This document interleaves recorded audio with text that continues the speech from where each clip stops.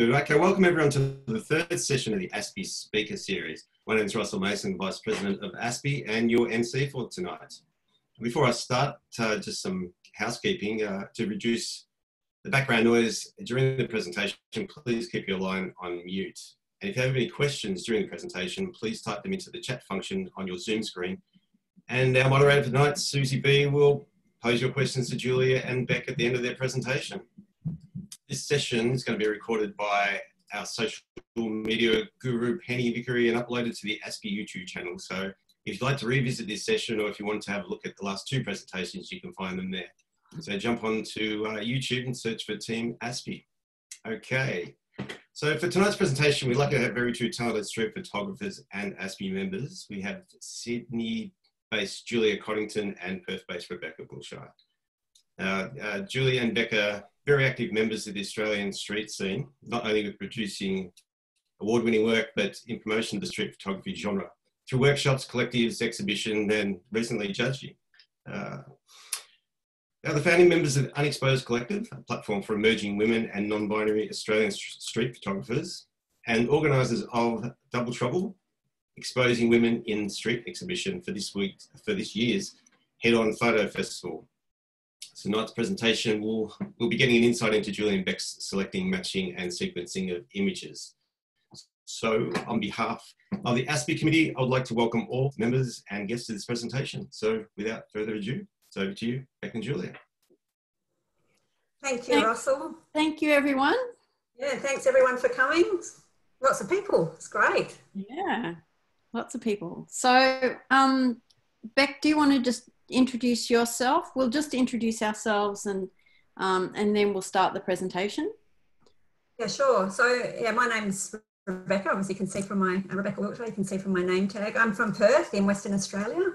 I've been doing street for I think about 4 or 5 years now. I first got a camera in 2016 and I met Julia and Jerry in 2017. And that's where our journey with the, I guess, the women street photographers, you know, developing Unexposed and getting involved with women in street started. Yeah, that's me. So I'm Julia Coddington and I'm from Austinmere, New South Wales, which is just north of Wollongong. And I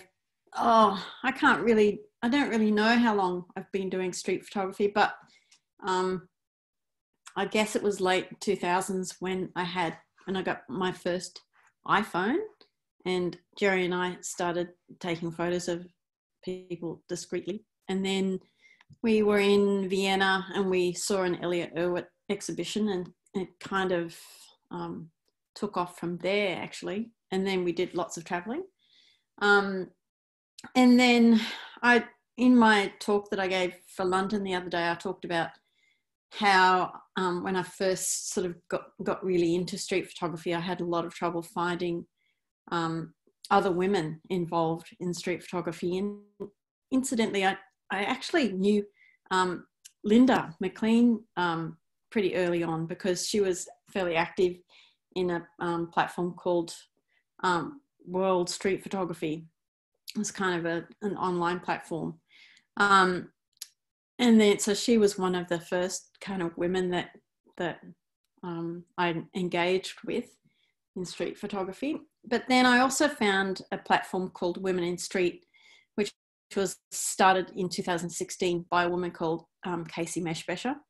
And so I got quite involved with that, and then was made an admin in, I think it was late 2017. And then, as Rebecca said, she and I met and we talked in India a lot about the low representation of women, and talked about creating a community in Australia, which then became the Unexposed Collective in early 2018.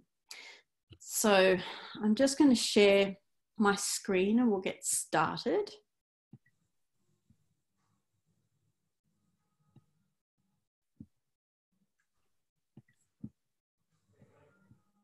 Oops, wrong one. This photo here that Julie is starting with was taken at Head On in 2019, and we did our first exhibition called Exposed. So this was after we had been going with Unexposed for over a year, and we developed a group of over 100 Australian women street photographers, and we got them to submit, and we curated this exhibition at Head On. And this, we also at the same time while Head On was, we organised a group photo walk. So this is all of us we got together. Yeah. And then of course, Head On came around for 2020, or application times came up, and we had to come up with a new and fantastic idea to get chosen to be able to exhibit.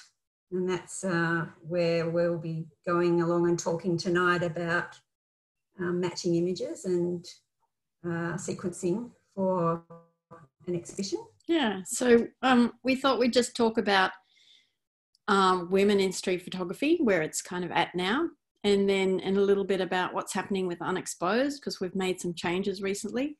And then we'll talk about the Double Trouble exhibition, as Rebecca said. We'll just go into more detail about that and how we put it together. Oops. Where's my... Oh, there we go. Okay, so I always spoke about, women in street photography and how they're underrepresented, but now I think that we can talk about the rise of women in street photography, because it's happening exponentially, and that's thanks to social media, and also thanks to groups like Women in Street and Women Street Photographers, which is a group that was started by Gulnara Samalova in late 2017, and then the Unexposed Collective, of course. And there's another group called diptychs Street Photography, which was quite active on Flickr around 2016, and that was started by two Australian women, Didi Gilson and Charlotte Reynolds. So Women in Street, as we said, was it's an international community. It's an online platform, and they're on Instagram and Facebook, and it was founded by Casey in 2016.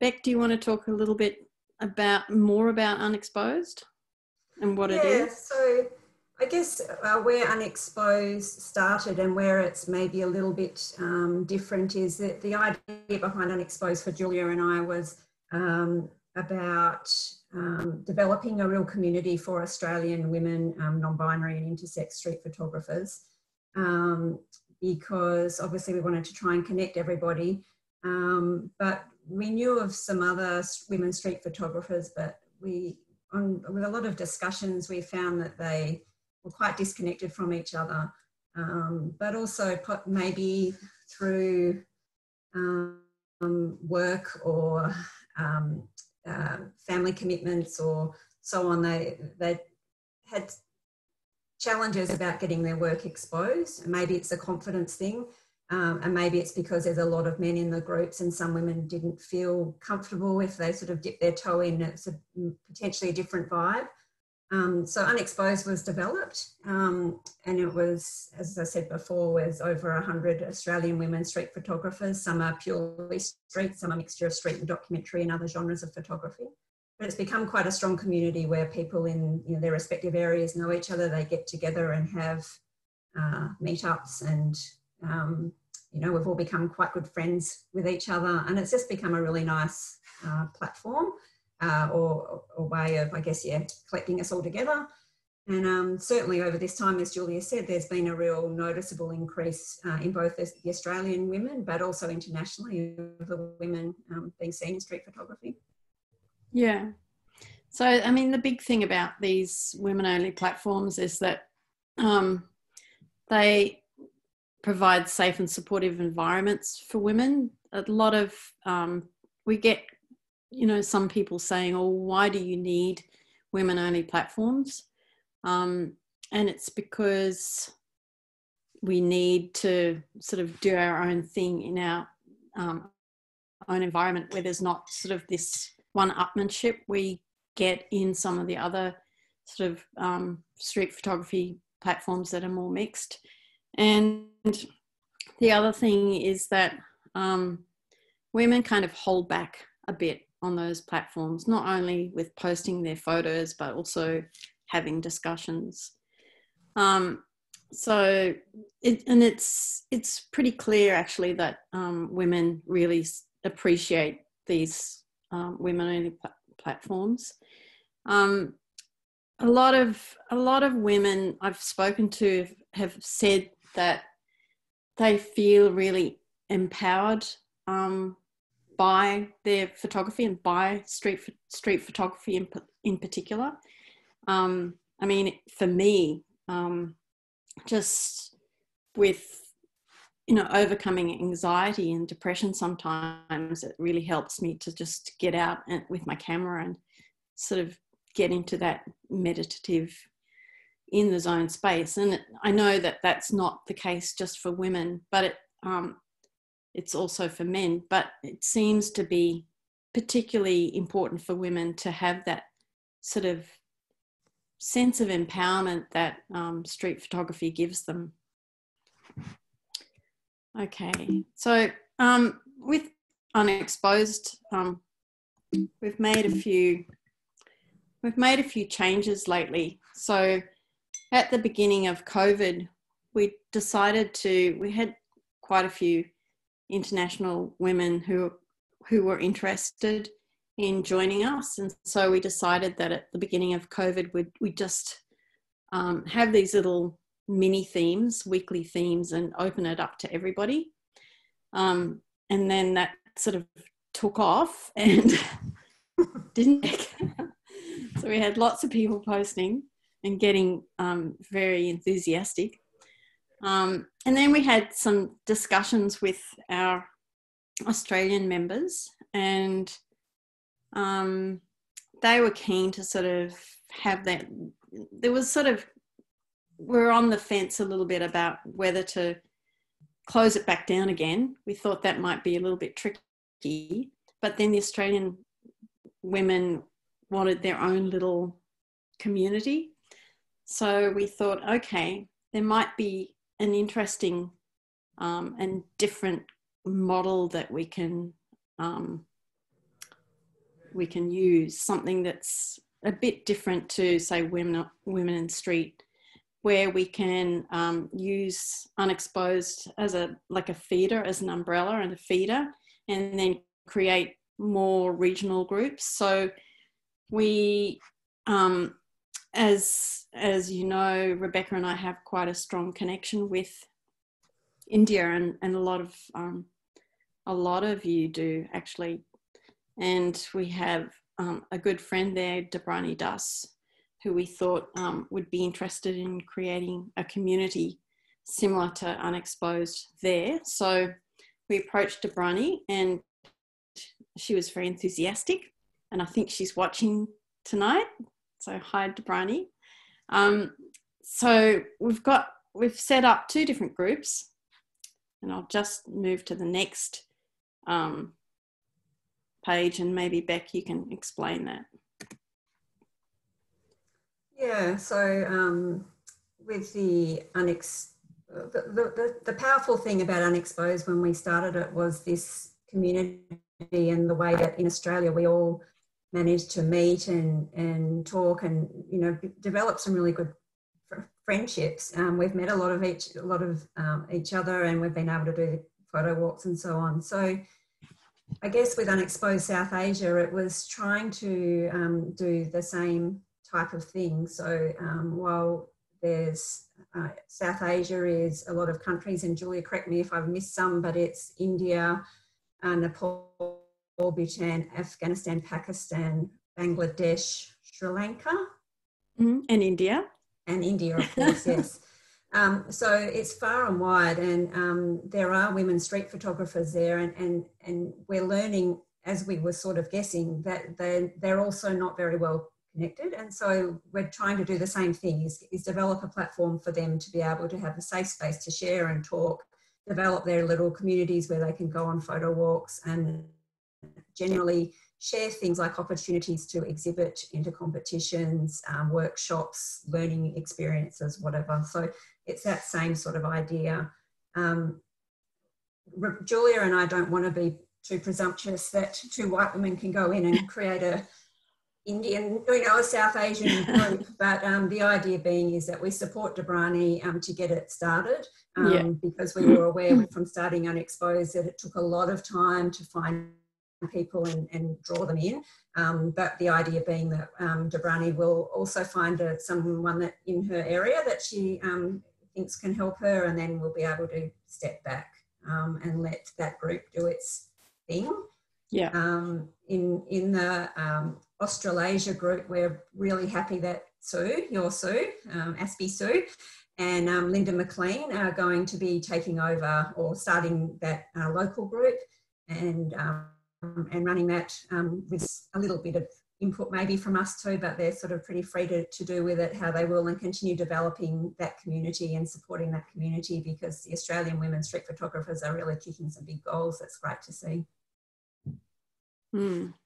Okay, so let's move on and talk about Double Trouble.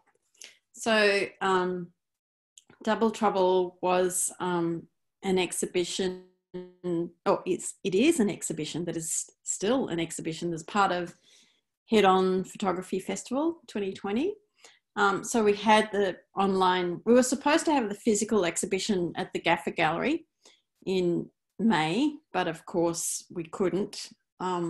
So then Head On decided to do an online festival. So we were part of that festival, and we hope to have a physical exhibition in November. So the Head On team are working hard to make that happen, but they can't make a definite decision until things sort of progress with the COVID situation in Sydney. So Double Trouble was a joint initiative between Women in Street and the Unexposed Collective communities, and it ended up being, originally we thought maybe we'd have 50 diptychs, but then it turned into 60 diptychs with 120 photographers. And Casey Meshbesher, who's the person in charge of Women in Street and the co-founder, she basically let Rebecca and I go for it. And so we put it all together and curated it. And then Beck, do you want me just to talk about this and then yes. You explain the process? Yeah, sure. So why diptychs? We actually did, Women in Street did, there was an exhibition at the Street Photo San Francisco last year in June, and it was called Two-Way Street, and it was also diptychs, and it was a very successful exhibition. So we decided that we'd do a similar thing in collaboration with Unexposed and Women in Street. And the reason diptychs are kind of so successful is that it's an alternative to the primacy of the single image. It tells a more complex story, and it's more interesting for the viewer. I mean, you get these different connections. So when we were putting the diptychs together, when we asked people to make matches online, we asked them to look for connections that weren't necessarily literal. They could be sort of more obscure connections, but to think about all sorts of connections. So not just colour and shapes and lines and angles, which are the obvious ones, but also, emotions, or maybe there's some sort of juxtaposition or, a tension between the two images, and then do they create a story together. So it's a much more complex way of presenting work, and it was a really interesting process in that it kind of connected the photographers within the community as well. So it wasn't just their individual image, it was, you know, two people, and there was a connection with those two people, but there was also kind of more of a connection within the community. So Beck, do you want to just talk about the process? Yeah.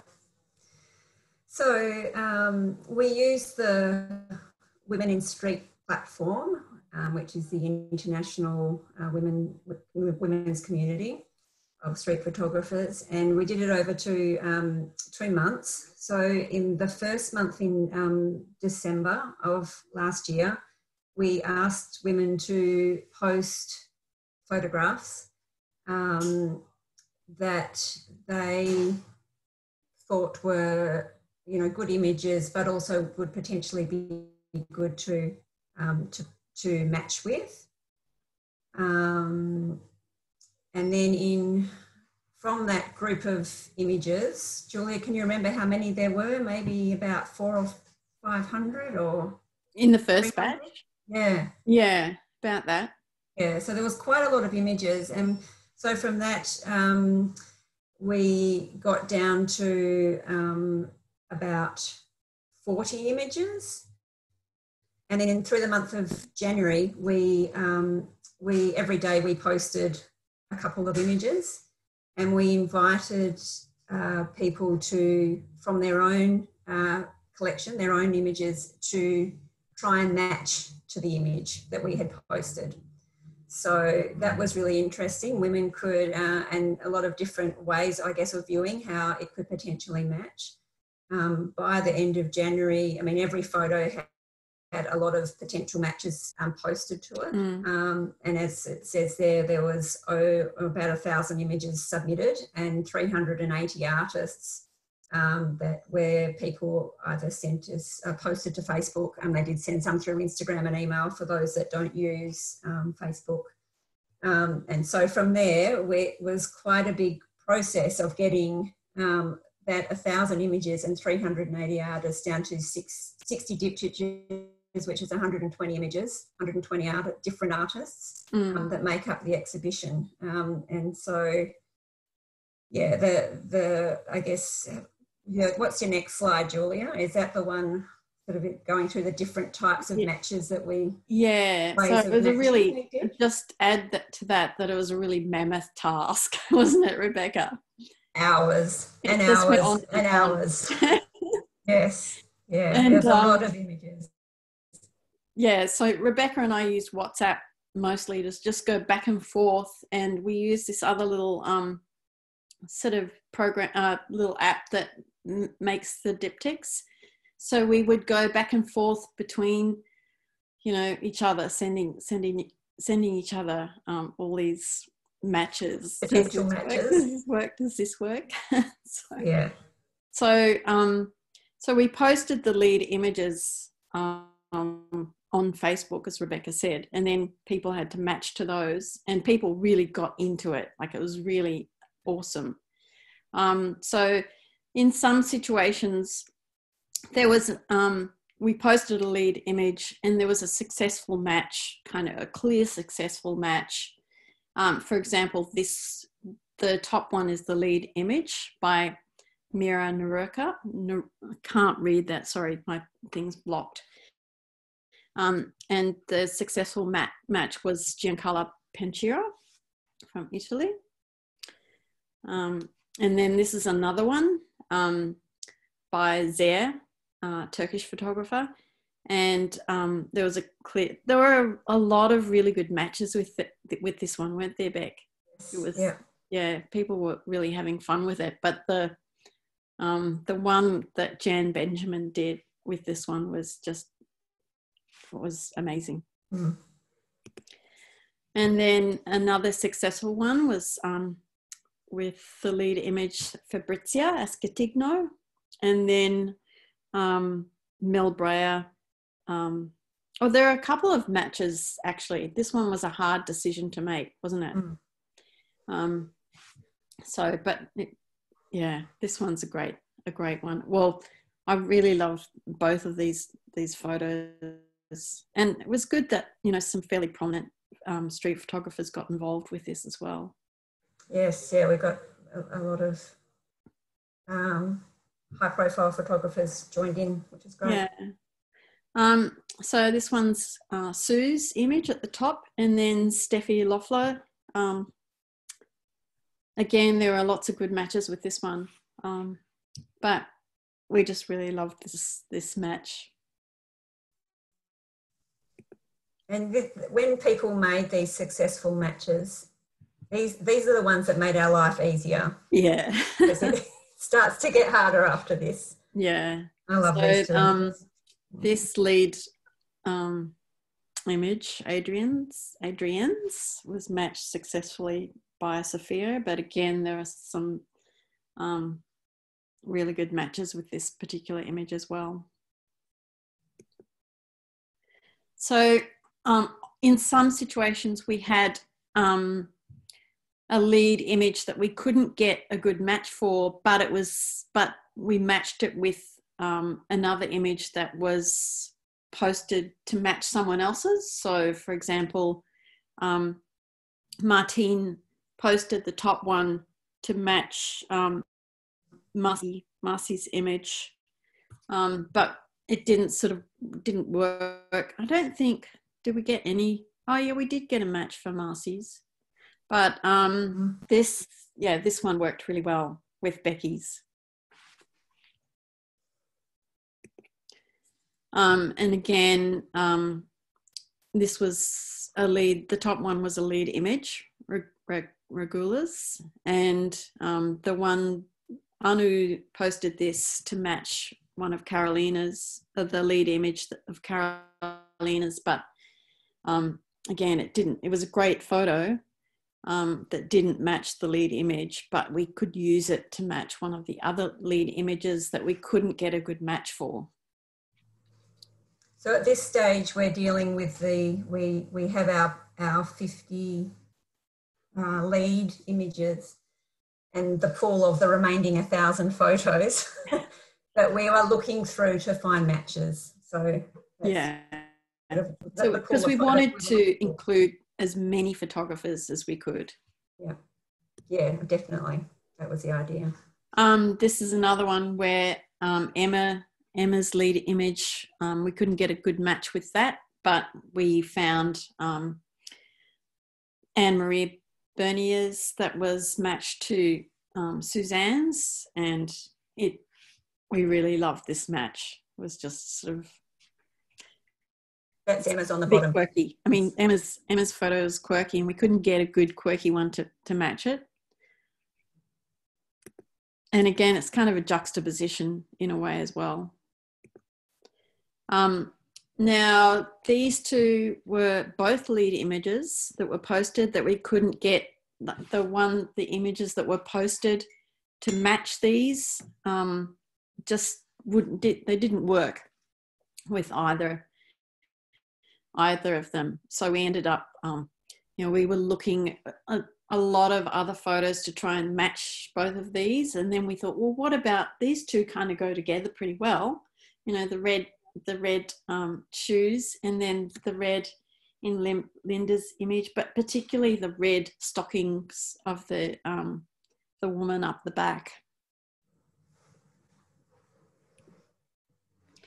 And then Renata's lead image, it's just such an amazing image. Actually, I have a print of this image from the fundraiser that you did.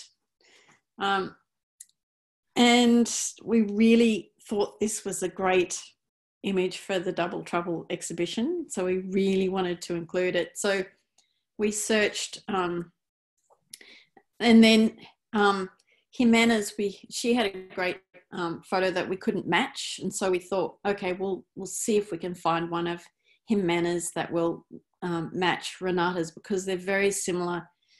They have a very similar style they both get up close. So we looked through Jimena's feed and found this one. And we used that this diptych for a lot of the advertising for the exhibition. Okay, so the matching was difficult, but then sequencing the diptychs for the exhibition was even more mind-boggling. Well, yeah, it was pretty mind-boggling. So it was like sequencing in 3 dimensions. So not only did we have to match images in the diptych, we also had to match them sort of side by side. And the easiest way I find for sequencing images is to actually print them out rather than you can do it in Lightroom because you can move them around, but you just get a much better sense of it, particularly if it's a physical exhibition.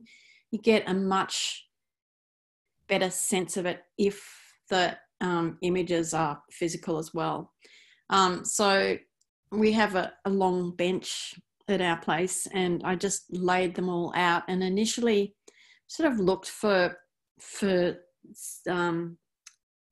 grouped them in similar groups, grouped the photos in like groups, and then found images where those groups could cross over to make the connection between those groups. It's a really fun game. I really love doing it.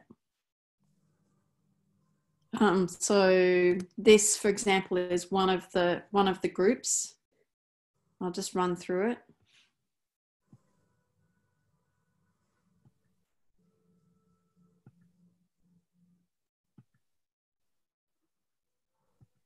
So it's, sorry, I'll go back to that. So this was about connecting this diptych, which has 2 images with sort of a lot of, the bottom feature, by the way, is Jerry LaFoe, and she's watching. Hi, Jerry. It's a beautiful photo, and it was matched with Suzanne Baumgarten's. So as you can see, the similarities here are the black silhouette, the dark tones, the use of light, and the red. And so we wanted to connect that through to blues. So we used this next one to connect this to the blues. And then we have the sky and this, which connects through to the sky, and this, which connects through to flight of sorts, and also the red and blue. So that's just an example of one of those kind of groupings where you can sequence it gradually to match up with the next group. Okay, I'll just, Beck, do you have anything to add before we show the video? No, only really to say that just looking at that sequence reminded me, I mean, there's an Australian, in like this one, the bottom image is Kirsty Greenland from Perth. The previous image has got Neen, that's Sue's in that one. And the one before is the bottom one is Neen Magro. Is she from Melbourne, I think? Yeah. Yeah, so overall in the exhibition, we had a good... It was about 15% of the artists were Australian women, because we obviously were wanting to have a good exposure of the Unexposed crew. Yeah. Okay, so I'm just going to stop sharing my screen and then share the video.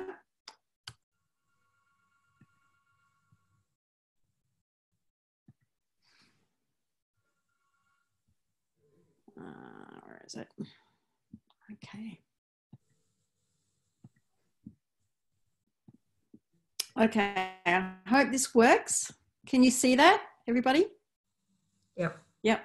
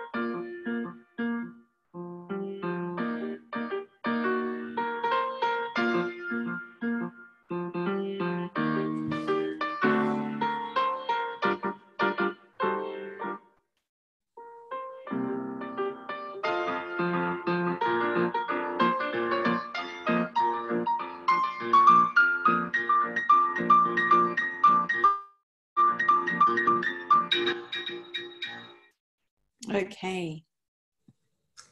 So I think every time I watch that movie, I just love it. But there's quite some detailed connections and stories with a lot of those diptychs. Sorry. Hang on.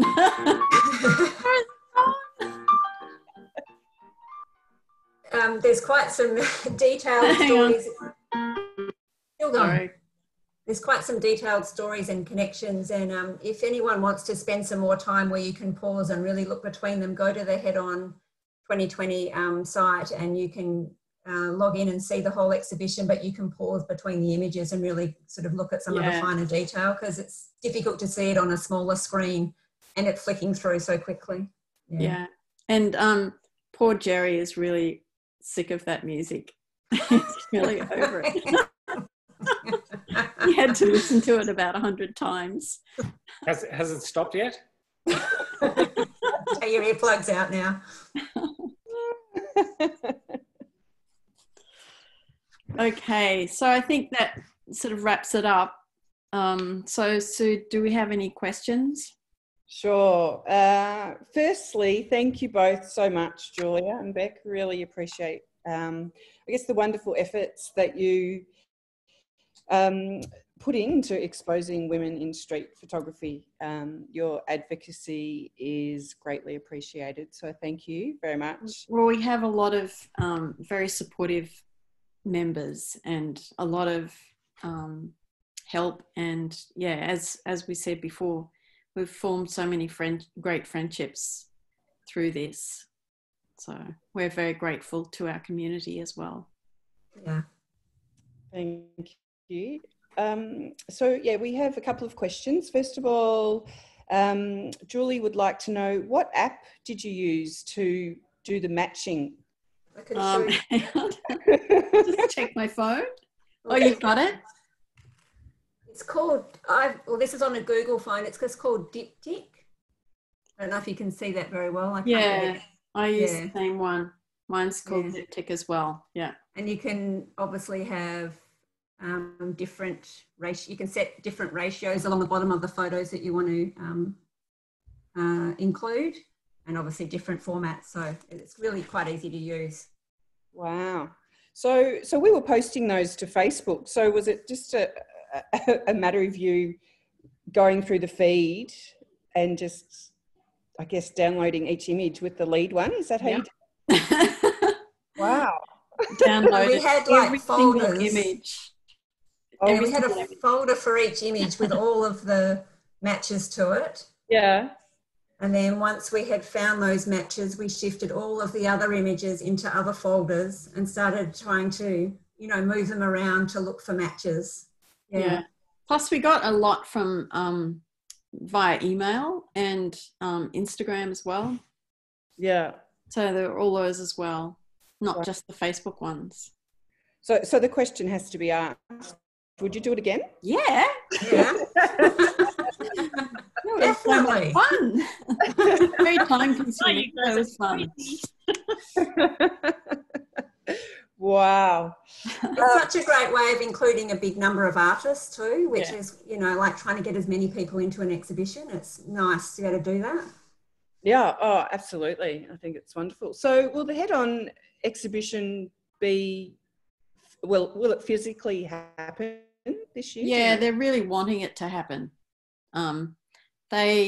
Moshe was really surprised when he saw all the work coming in. He was a little bit kind of not so sure about it because, street photography. But he was amazed at it. And they want to do it either at Bondi Beach along the promenade there, or at the Reservoir Gardens in Paddington, which is a really beautiful space. Oh, gorgeous. So we just feel quite lucky. We've scaled a few rungs in the ladder after having it being so successful for the online one. They're quite chuffed with it. Yeah, it's nice. Yeah, wonderful. Oh, that'll be great. Keep us posted. Yeah, definitely.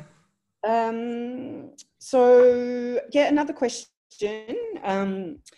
long-time listener, Emma, says, do you have any tips for getting started with sequencing images?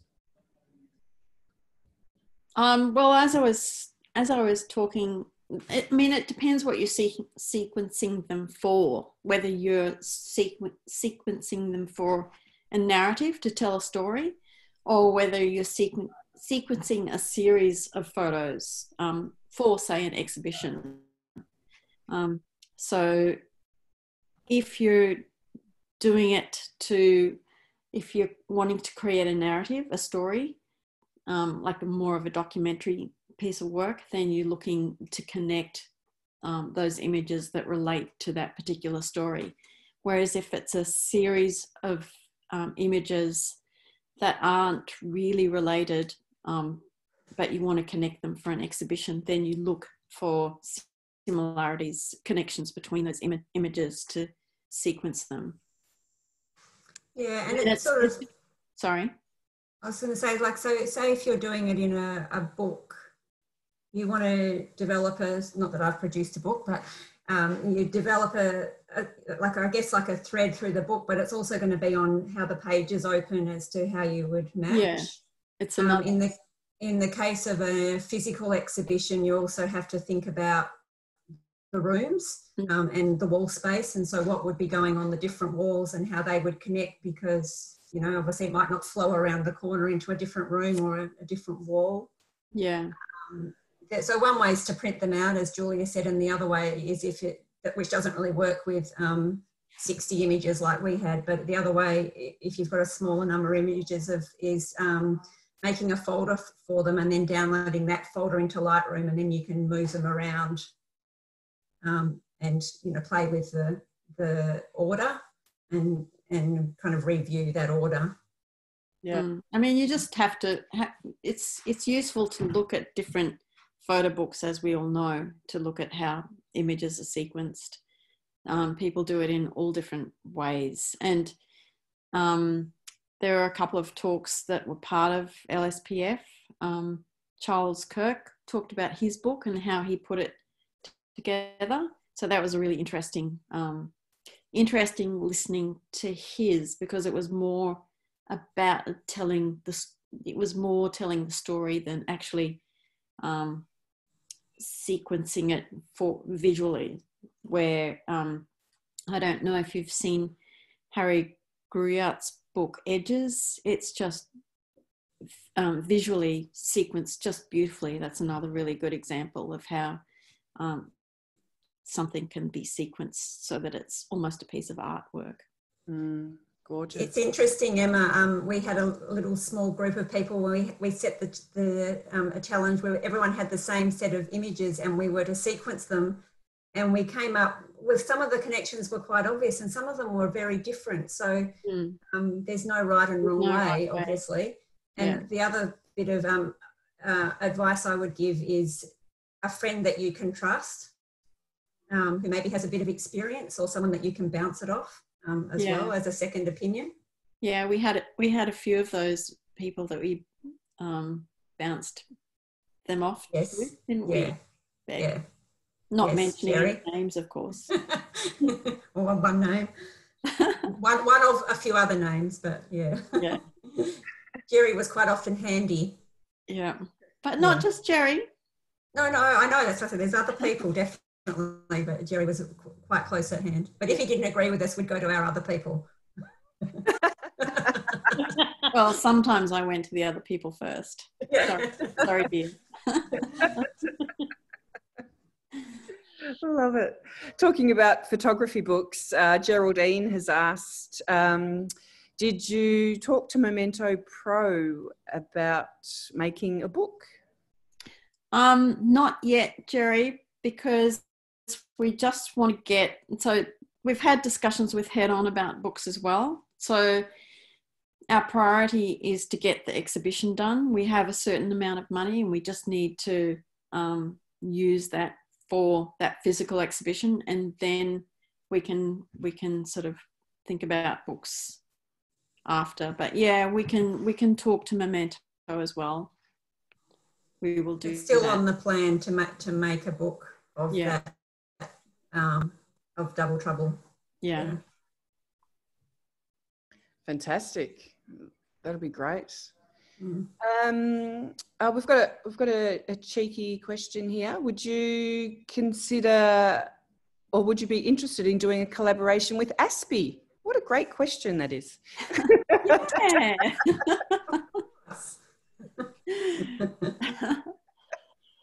That would be great.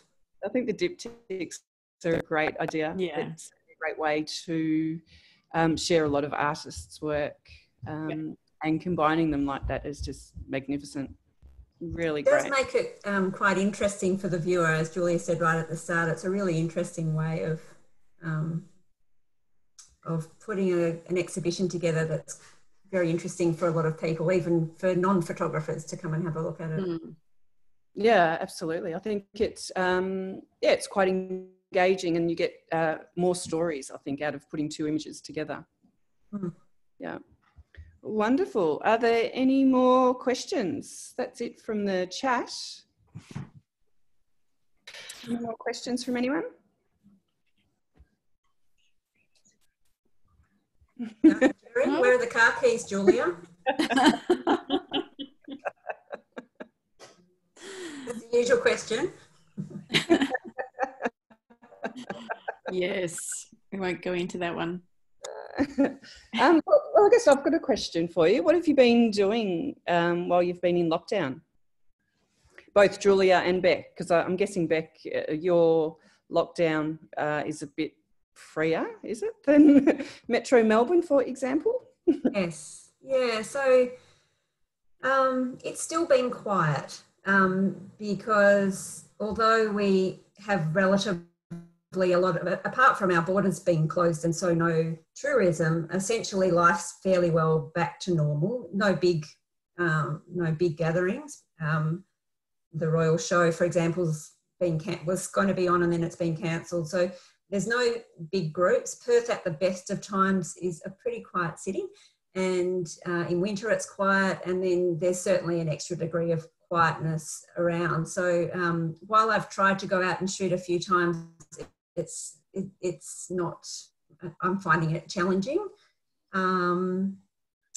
But I've been out a few times. It's been pretty quiet. We've been spending a lot of time, I think, well, obviously with the exhibition that started, was at the start of COVID, and then sort of working with this Unexposed South Asia, getting that going. That's been sort of taking up our time a little bit in the past few weeks. Yeah. And I work in health, so when COVID really hit here initially in Perth, I didn't have time for anything. We were run off our feet, but so yeah, now I'm just recovering from that. Thank God. Julia? Oh, well, as you said, at the beginning of COVID, we were pretty preoccupied getting the exhibition organised. I've had a little tiny bit of work, but just sort of, I've had my niece staying with us as well, dealing with her. And in terms of photography, not a lot. I've had this iPhone 11 Pro Max on loan from Apple. So I was taking quite a few photos with that initially. And then I had a Panasonic camera on loan, and I took some photos with that. And that was right sort of around April. So there were still,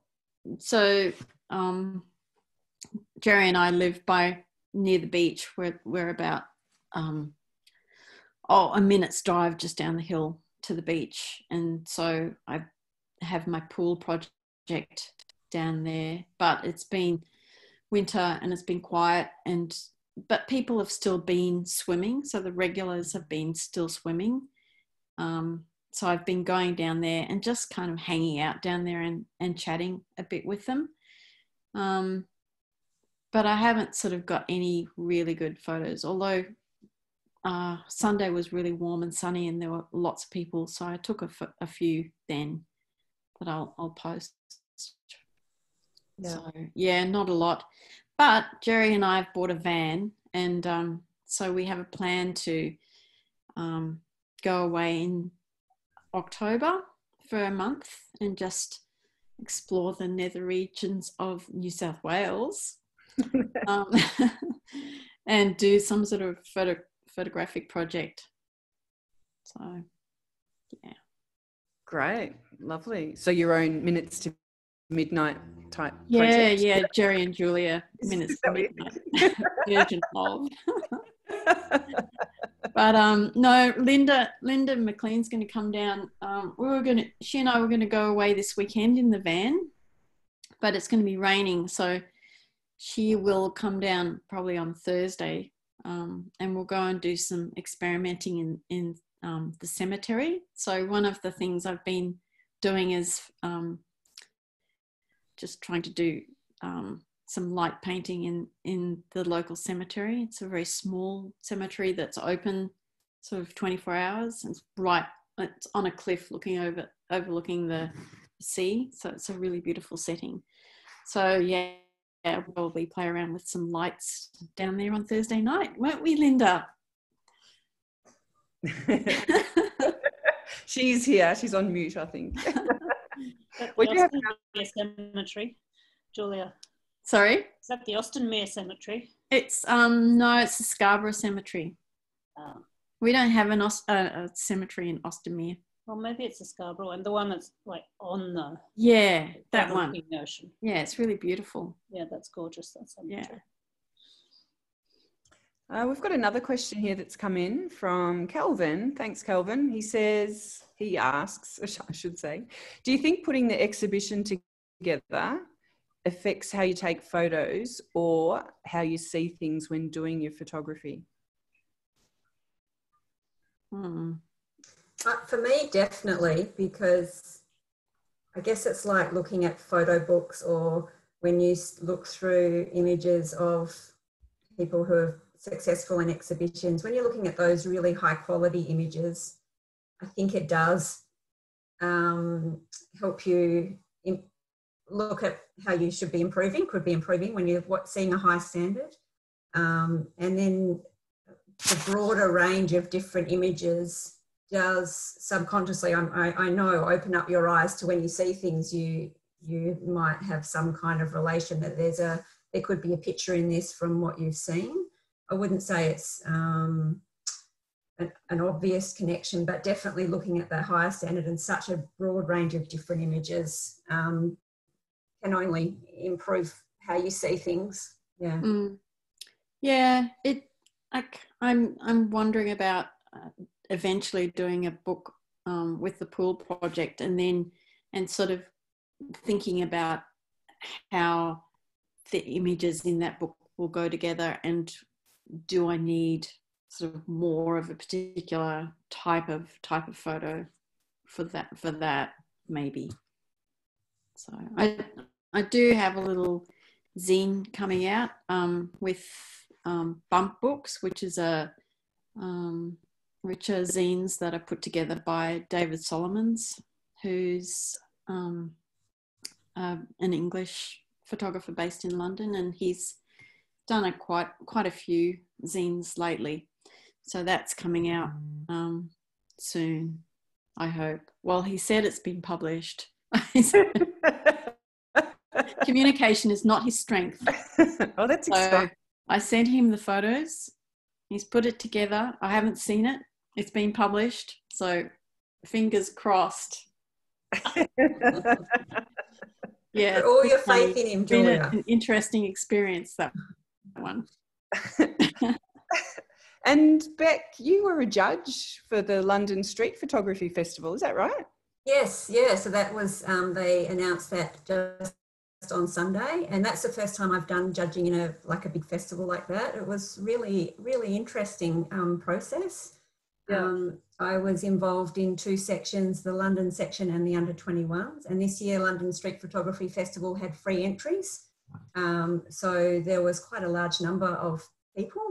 And initially you just get sent the files that you in a program, and you rate them.